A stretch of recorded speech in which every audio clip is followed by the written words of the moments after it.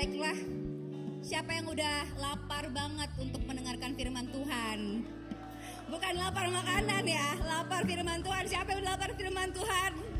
Oke, mari kita semua bangkit berdiri karena firman Tuhan hari ini akan sangat mengenyangkan saudara. Siapkan notes and it's going to be delivered by one of our amazing pastor and teaching in this place. So please welcome Pastor Fian Girza. Wow, kasih tepuk tangan buat orang-orang yang luar biasa ini. Thank you worship team, thank you all the volunteers. Kita kasih tepuk tangan buat semua volunteers yang melayani, yang ada di panggung, yang ada di belakang, yang ada di atas, yang ada di translation booth di atas di belakang. Saudara nggak pernah lihat, tapi mereka melayani dengan luar biasa. God is good, and all the time. Oke, mari kita berdoa. Bapa kami dalam kerajaan surga, terima kasih buat malam hari ini. Kami mau belajar dari firman-Mu. Biarkan kami menjadi orang-orang yang we walk by faith and not by sight. Kami mau menjadi pribadi yang beriman kepada Tuhan. Walaupun musim hidup kami ini mungkin sedang banyak pergumulan, tapi kami mau percaya dan kami mau setia kepada janji Tuhan. Terima kasih Bapa. Di dalam nama Tuhan Yesus Kristus kami mengucap syukur dan berdoa. Haleluya. Amin. You may be seated. Silahkan duduk. Terima kasih yang ada di lantai 2, yang ada online. Welcome. So today, semua katakan walk by faith. Yes. Kita mau belajar dari tokoh-tokoh di dalam Alkitab. Bagaimana mereka menjadi contoh di dalam iman kepada setiap kita. Kenapa bulan ini menjadi bulan walk by faith? Karena kita sedang berjalan dengan iman dari gedung ini ke gedung yang baru di Sunset Road. Sunset Road 1 alamatnya. Dari 55 ke nomor 1. Ya. Dan kita belajar dari beberapa tokoh dalam Alkitab. Minggu lalu kita belajar dari Daud. Bagaimana dia dipakai oleh Tuhan mengalahkan Goliat. Dan 2 minggu lalu kita belajar dari Yohanes. Bagaimana Yohanes dari dalam kandungan pun dia sudah memiliki iman. Dan dia selalu percaya kepada janji-janji Tuhan. Jadi malam hari ini kita mau belajar dari seseorang yang bernama Nuh. Ada yang namanya Nuh di sini? No. Kita mau buka dari Kejadian 6 ayat 11 sampai 14. Saya mau undang kita semua untuk berdiri sekali lagi. Saya mau yang laki-laki baca ayat yang ganjil. Perempuan baca ayat yang genap. Karena laki-laki memang kadang-kadang ganjil. Dan perempuan menggenapi yang ganjil-ganjil. Supaya jadi 2. Oke, kita baca 1, 2, 3. Penuh dengan kekerasan.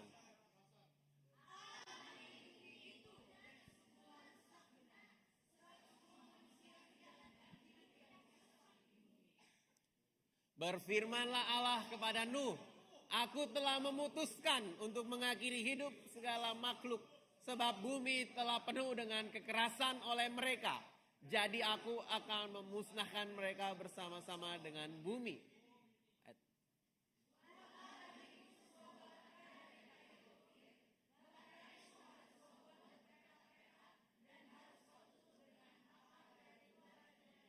Amin. Silahkan duduk. Terima kasih. Jadi pertanyaan pertama adalah siapa itu Nuh? Nuh itu siapa? Kalau saudara baca, ini tadi kita baca Kejadian pasal 6. Kalau saudara baca Kejadian pasal 5, itu ada silsilahnya, sejarahnya dari Adam sampai Nuh. Adam, Set, Enos, Kenan, Mahalael, Jared, Henok, Metusalah, Lamek, baru Nuh. Nah, Nuh ini adalah generasi ke-10 dari manusia pertama yang namanya Adam. Kenapa ini penting untuk kita bisa pelajari malam hari ini? Karena kita mau mengerti bahwa dari ke-10 orang ini, dari Adam sampai Nuh ini, Adam itu usianya 930 tahun. 930 tahun. Cukup panjang sampai dia melihat anak cucu, cicit cucunya cicit, cucu cicit cicitnya dia ini hidup sampai berusia 56 tahun. Jadi si Lamek ini usia 56 tahun, Adam usianya 930 tahun dan dia mati. Kenapa ini penting? Karena Nuh ini gak pernah ketemu, dia satu-satunya orang yang tidak pernah bertemu dengan Adam. Dan Adam adalah seseorang yang mewariskan imannya dia kepada semua keturunannya sampai kepada Nuh. Bedanya adalah Nuh tidak pernah melihat Adam. Tapi dia percaya kepada Tuhan dari apa yang dia dengar secara turun-temurun dari Adam sampai kepada Nuh. Dia tidak melihat namun percaya. Kira-kira apa yang diajarkan oleh Adam sampai kepada keturunannya yang ke-10 ini kepada Nuh?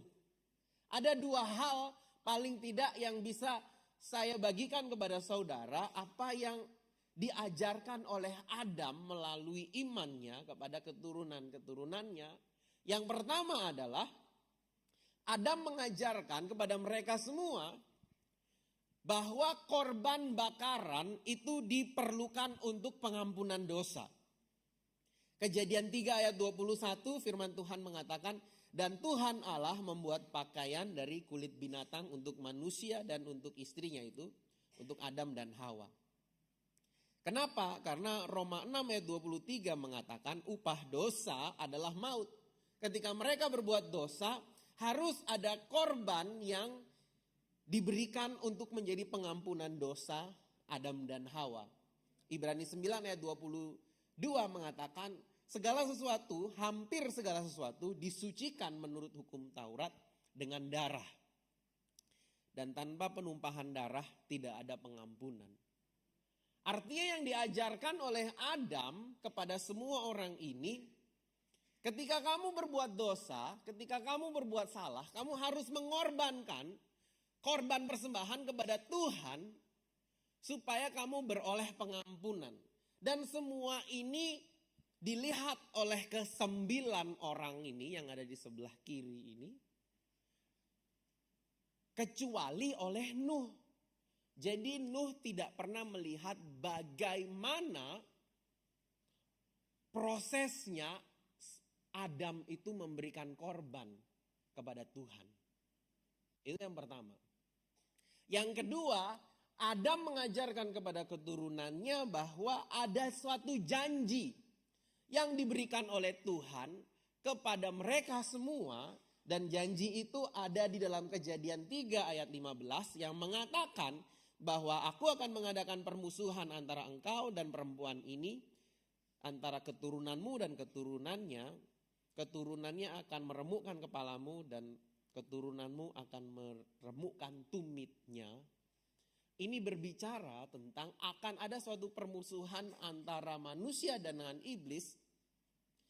Dan satu kali nanti keturunan manusia akan mengalahkan keturunannya iblis.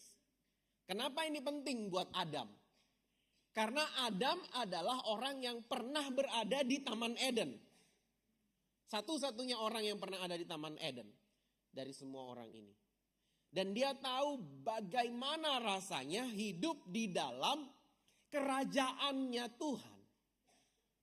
Jadi ketika ada janji, suatu janji bahwa keturunan dari Adam akan mengalahkan iblis, ada satu janji di situ bahwa dia akan kembali lagi ke dalam kerajaan Tuhan. Amin. Saudara mengerti di sini? Jadi ketika janji itu dibawa turun-temurun, janji itu nggak pernah kesampaian Sampai Adam ini mati, meninggal dunia di umur yang ke-930 tahun. Nah, jadi sisalah ini 8 orang sebelum Nuh lahir. Dan sebelum Nuh lahir, ada suatu peristiwa yang mengejutkan mereka semua, yaitu peristiwa di mana Henokh ini, firman Tuhan mengatakan Henokh bergaul dengan Allah, kemudian dia tidak ditemukan lagi karena dia diangkat oleh Tuhan. Jadi bayangkan, ini 930 tahun, sepanjang masa ini mereka sedang menanti-nantikan kapan ini kita bisa kembali ke dalam kerajaan Tuhan.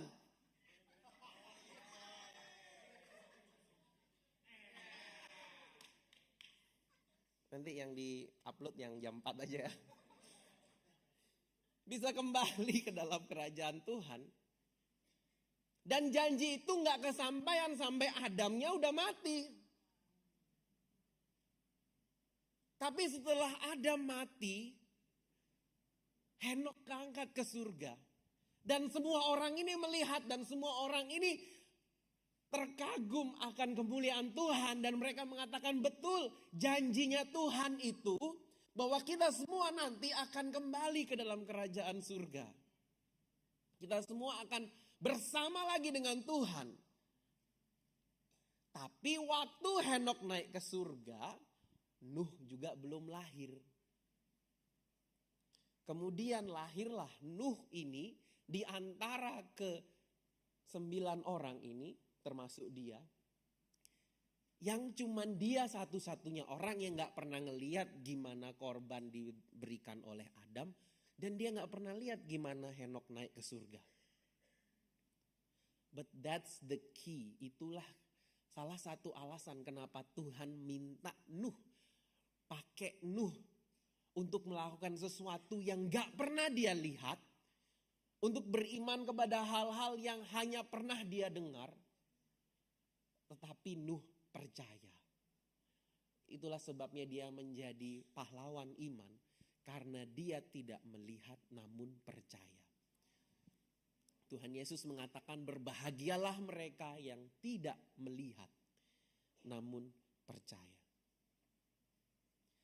Sekarang apa yang bisa kita pelajari dari imannya seorang yang bernama Nuh? Malam hari ini paling tidak ada 3 hal yang saya mau bagikan kepada setiap kita. Apa yang bisa kita pelajari dari kisahnya Nuh di dalam Kejadian 6 ini.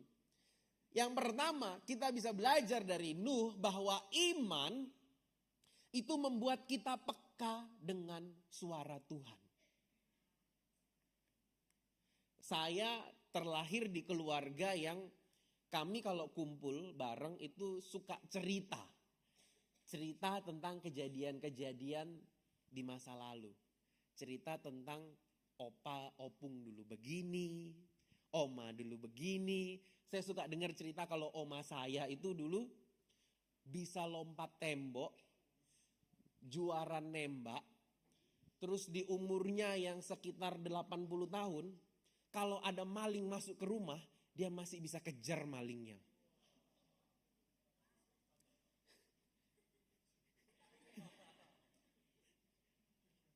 Dan saya percaya kita sebagai orang-orang Asia, orang-orang Timur, banyak kita mendengar cerita-cerita tentang sesuatu yang terjadi di masa lalu. Kita gak pernah lihat, tapi kita mendengar. Dan kebanyakan dari kita mendengar bagaimana oma kita, opung kita, kakek kita, nenek kita suka cerita. Bagaimana waktu mereka berdoa, Tuhan menjawab doanya mereka. Dan mereka mengajarkan kepada kita, kalau Tuhan bisa lakukan buat saya, Tuhan juga bisa lakukan buat kamu. Tapi bagaimana mungkin kita bisa punya iman kalau kita tidak pernah mendengar tentang firman Tuhan? Bagaimana mungkin kita bisa punya iman kalau kita tidak pernah mendengar kesaksian-kesaksian tentang bagaimana Tuhan menyatakan kemuliaannya di dalam hidup orang-orang di sekeliling kita? Firman Tuhan mengatakan bahwa kita mengalahkan iblis dengan darah anak domba dan dengan kesaksian-kesaksian kita. Kesaksian-kesaksian yang ada di gereja ini. Kesaksian-kesaksian bagaimana Kiel bisa sembuh.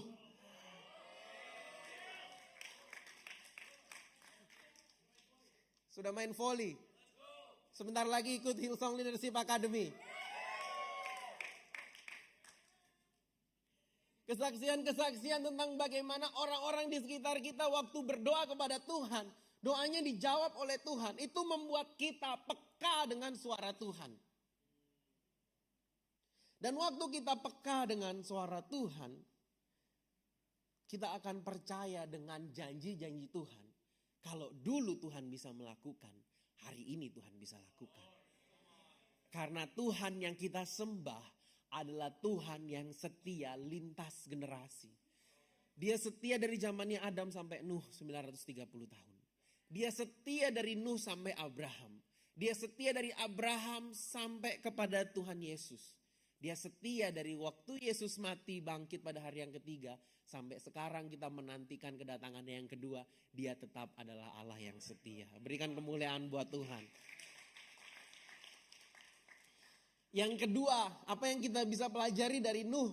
Yang kedua adalah iman membuat kita bertindak sesuai dengan suara Tuhan. Yang kadang masuk akal tapi lebih sering gak masuk akal. Tuhan meminta kepada Nuh di dalam Ibrani 11 ayat 7 mengatakan, by faith Noah when warned about things not yet seen, in holy fear to build an ark to save his family.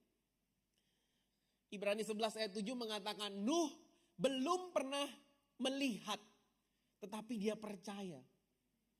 Apa yang Nuh gak pernah lihat? Kejadian 2 ayat 5 sampai 6 mengatakan, belum ada semak apapun di bumi, belum timbul tumbuh-tumbuhan apapun di padang, sebab Tuhan Allah belum menurunkan hujan ke bumi.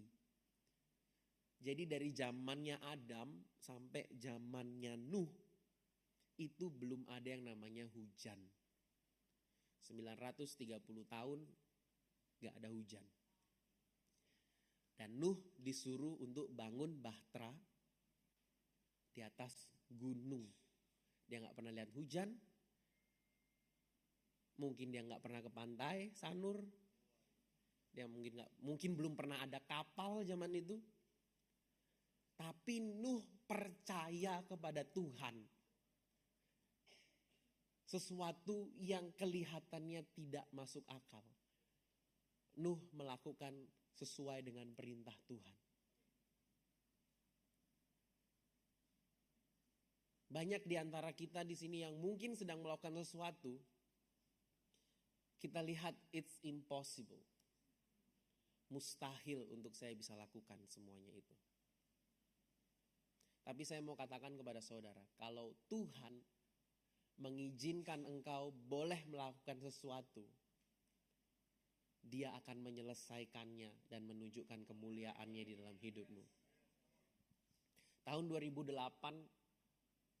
waktu saya selesai SMA, saya pernah kena penyakit, kena sakit yang namanya skizofrenia. Kalau saudara nggak tahu apa itu skizofrenia, papa saya bawa saya ke dokter. Papa saya bilang, papa saya dikasih tahu sama dokter kalau Pak, anaknya Bapak ini skizofrenia. Papa saya tanya, apa itu dok, skizofrenia?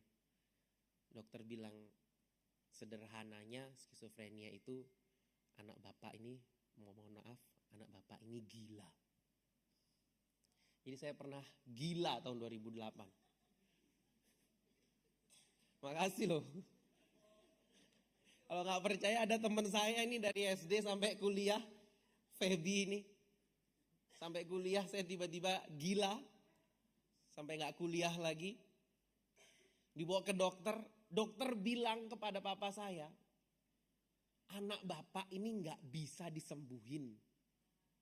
Nggak ada obatnya, nggak bisa dikasih minum obat dari orang gila, terus sembuh, nggak bisa.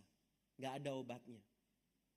Waktu saya dibilang sama dokter saya skizofrenia dan tidak ada obat untuk menyembuhkan. Itu seolah-olah ada tirai hitam di depan saya. Bertuliskan, bukan welcome home, tapi tulisannya the end. This is the end. Nggak tahu lanjutannya apa. Sudah. Dan it's impossible. Tapi apa yang terlihat mustahil bagi manusia, semuanya itu mungkin bagi Tuhan. Kalau tahun 2008 Tuhan bisa menyembuhkan saya. Tahun 2026, apapun yang menjadi pergumulan saudara, apapun yang menjadi masalah saudara, kita menyembah Tuhan yang sanggup untuk melakukan perkara-perkara yang besar dalam hidup kita. Sekarang saya tahun 2026 sudah nggak gila.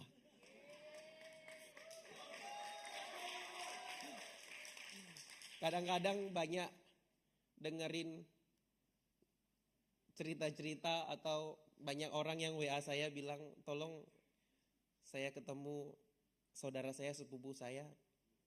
Ini kayaknya sakitnya mirip sama sakitnya Bapak Pendeta. Saya bilang iya, dia gila. Kamu mau bilang saya gila dulu kan?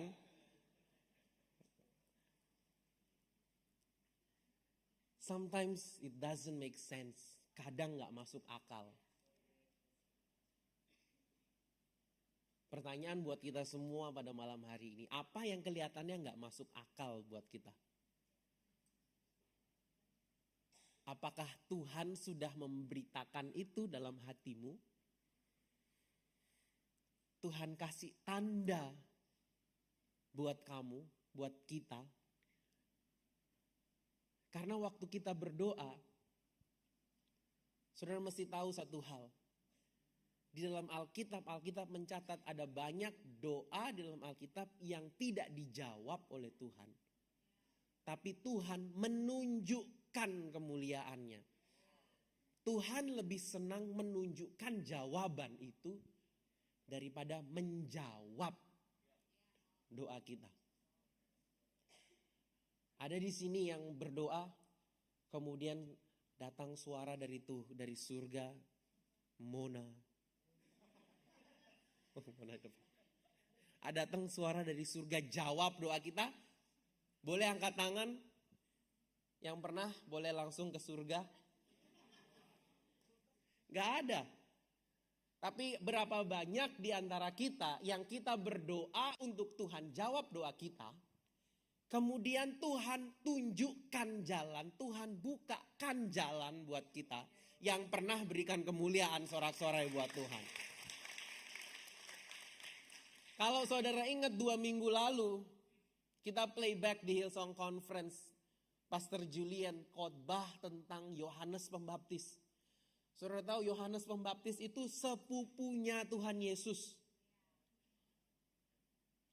Masih kerabat dekat sama Tuhan Yesus. Waktu Yohanes Pembaptis dibawa ke dalam penjara, dimasukin ke dalam penjara, Yohanes kirim murid-muridnya untuk tanya kepada Tuhan Yesus. Kamu ini beneran Mesias apa bukan? Apa kami harus tunggu lagi orang lain? Sederhananya dia lagi bilang, tolongin aku lagi dalam penjara ini. Sepupu kan. Tapi Yohanes Pembaptis pun mendapatkan respon dari Tuhan Yesus. Tuhan Yesus nggak jawab apa yang jadi pertanyaannya dia. Tapi Tuhan Yesus bilang kepada murid-muridnya, kasih tahu, kasih laporan kepada Yohanes apa yang kamu lihat. Orang buta melihat, orang lumpuh berjalan, orang mati dibangkitkan. Apalagi mimpi-mimpi kita, Tuhan bisa buat kemuliaan dalam hidup kita. Kalau doa kita nggak dijawab, coba telepon Yohanes Pembaptis. Mungkin dia jawab, gua aja nggak dijawab. Tapi dia menyatakan kemuliaannya di dalam hidup kita. Saya berdoa waktu saya sakit. Saya pernah dapat mimpi. Saya pernah bermimpi bertemu dengan Tuhan. Dan Tuhan Yesus cuman bilang satu kata sederhana sama saya. Kamu udah sembuh. Posisi saya masih sakit. Tapi Tuhan di dalam mimpi bilang sama saya kalau saya udah sembuh. Pagi-paginya saya bangun, saya buka pintu kamarnya papi saya bilang sama papi saya, "Papi, aku udah sembuh." Papi saya bilang, "Kamu masih gila."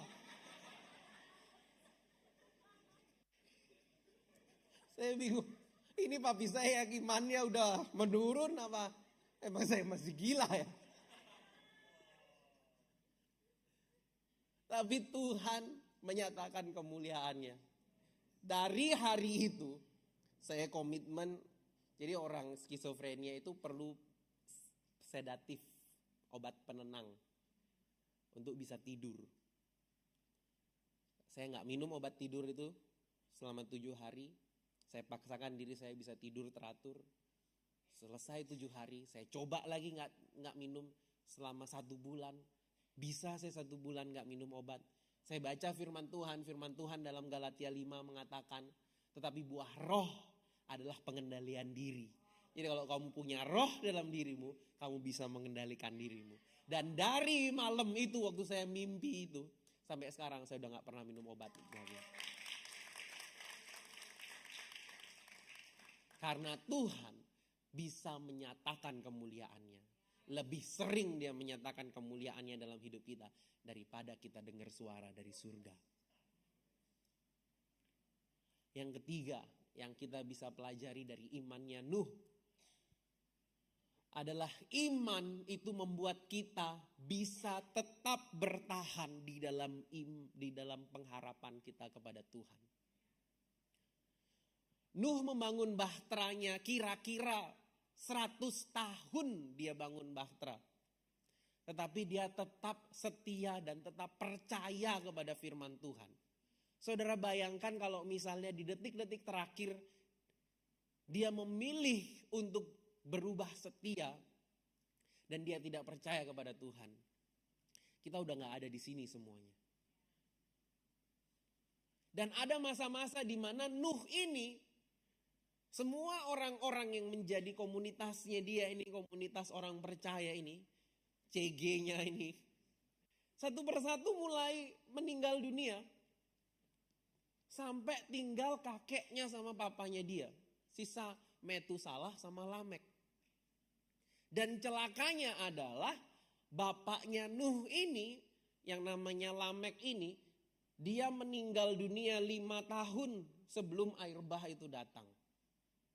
Orang yang menjadi support sistemnya Nuh meninggal dunia juga.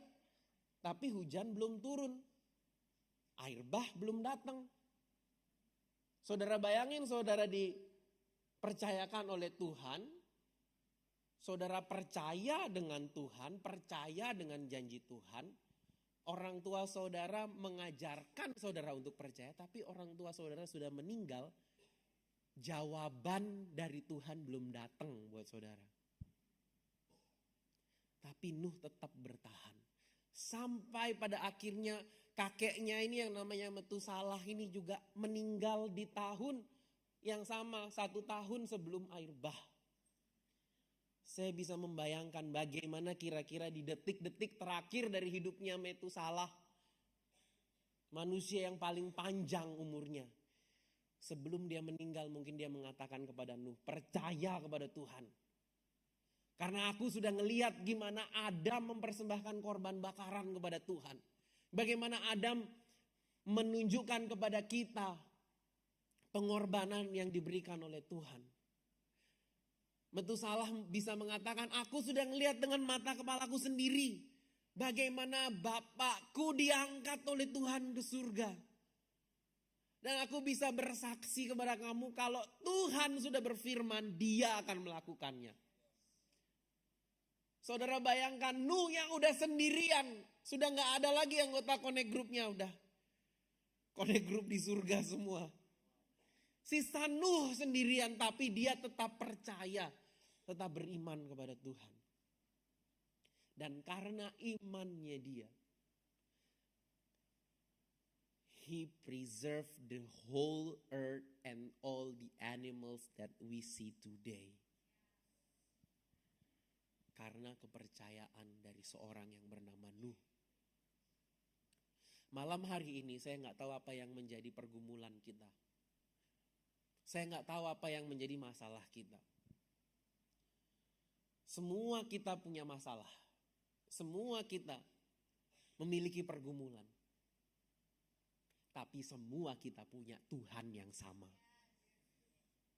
Tuhan yang ada bagi Adam sampai Nuh. Tuhan yang ada bagi Abraham, Ishak dan Yakub.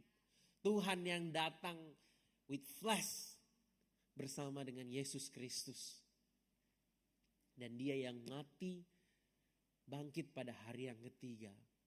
Menebus setiap dosa dan pelanggaran kita. Dan mengatakan kepada kita bahwa kita beroleh hidup yang kekal. Karena pengorbanan yang telah dia berikan.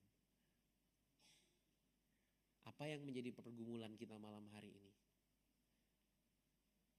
Nuh bisa mengajarkan kepada kita. Detik-detik terakhirmu, on your final step, you will see, engkau akan melihat kemuliaan Tuhan dinyatakan di dalam hidupmu. Miliki iman supaya engkau bisa peka dengan suara Tuhan. Miliki iman supaya engkau tahu langkah-langkahmu dalam Tuhan. Dan miliki iman supaya engkau boleh tetap berada di dalam rencana Tuhan. Mari kita berdoa.